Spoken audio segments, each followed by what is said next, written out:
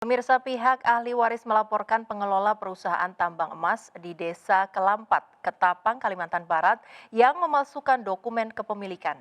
Selain pencemaran lingkungan, perusahaan tambang ini juga dituding beraktivitas di luar izin usaha penambang dan melakukan penipuan serta penggelapan hasil tambang emas.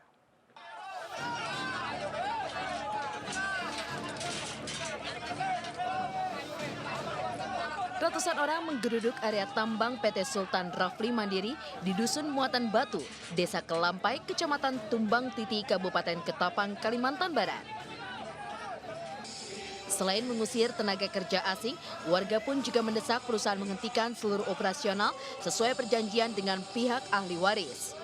Karena perusahaan membandel dan terus beroperasi, pihak ahli waris pun melapor ke Ditkrimsus Polda Kalimantan Barat dengan tudingan berlapis mulai dari pemalsuan dokumen aktivitas di luar izin usaha penambang hingga pencemaran lingkungan dan penipuan serta penggelapan hasil tambang emas. Kuasa hukum ahli waris mengatakan Direktur PT Sultan Rafli Mandiri diduga telah memalsukan dokumen perusahaan dari CV menjadi PT tanpa sepengetahuan ahli waris yang hingga kini merupakan pemegang saham yang sah. Bahkan dalam 2 tahun terakhir, pihak perusahaan tidak pernah lagi menghubungi pihak ahli waris. Total kerugian masih kita hitung total kerugiannya. Di dalam akte perusahaan kita ada saham sekitar 25%. Dan Bapak sampai saat ini tidak pernah tahu berapa hasil produksi mereka per bulan ya? Iya, itu yang kita tuntut.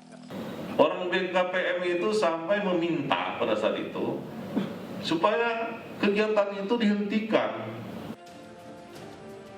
Meski ada kesepakatan, pihak ahli waris dan perusahaan untuk menghentikan kegiatan, nyatanya perusahaan masih tetap beroperasi. Sedangkan tenaga kerja asing yang sebelumnya dipekerjakan di perusahaan saat ini sudah dideportasi ke negara asalnya. Dari Pontianak, Kalimantan Barat, Uun Yuniar, iNews melaporkan.